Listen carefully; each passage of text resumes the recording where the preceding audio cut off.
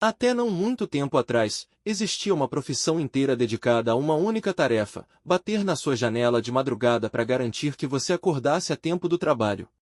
Sem despertador, sem celular, sem desculpa. E essa pessoa continuava fazendo isso, rua por rua, todos os dias, menos, aparentemente, ela mesma. Por que ninguém nunca explicou direito quem acordava o despertador humano? A profissão ficou conhecida como Knockerap, ou Knockerapper, e surgiu durante a Revolução Industrial, no Reino Unido, na Irlanda e em partes da Holanda. Antes disso, a maior parte das pessoas vivia num ritmo agrícola, guiado pelo nascer do sol e pelos sinos da igreja. Com a industrialização, isso mudou completamente. Fábricas e minas exigiam horários rígidos, e chegar atrasado podia significar multa ou até perda do emprego. O problema é que despertadores confiáveis ainda eram caros demais para a maioria dos trabalhadores, e os poucos disponíveis nem sempre funcionavam direito.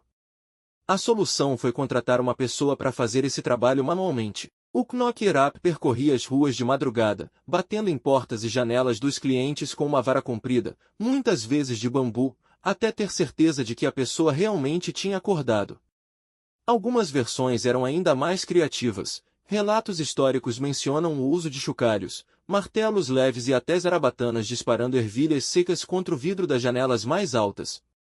Uma das knockeropers mais conhecidas, Mary Smith, ficou famosa justamente por usar uma zarabatana de ervilhas em Londres.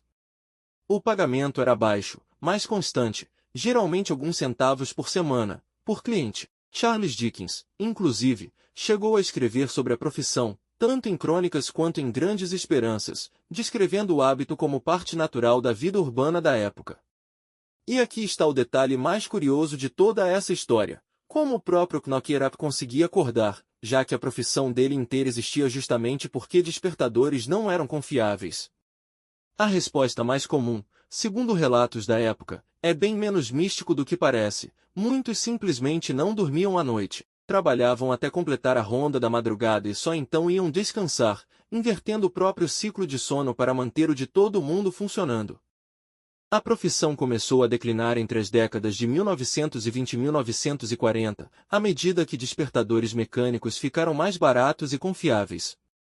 Ainda assim, alguns knockeropers continuaram trabalhando, principalmente em cidades industriais menores, até pelo menos o início dos anos 1970. Vale a pausa editorial de sempre. É tentador imaginar essa profissão como algo distante e quase folclórico, mas ela persistiu por mais tempo do que a maioria das pessoas imagina, sobrevivendo décadas depois da popularização do despertador mecânico, especialmente entre trabalhadores mais pobres, que não tinham como comprar o próprio relógio. Ou seja, não foi a tecnologia sozinha que encerrou essa profissão.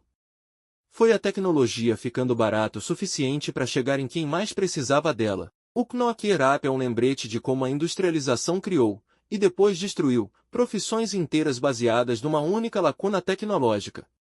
Antes de existir um despertador acessível, havia mercado suficiente para sustentar milhares de pessoas fazendo, manualmente, o trabalho de uma máquina de poucos centavos.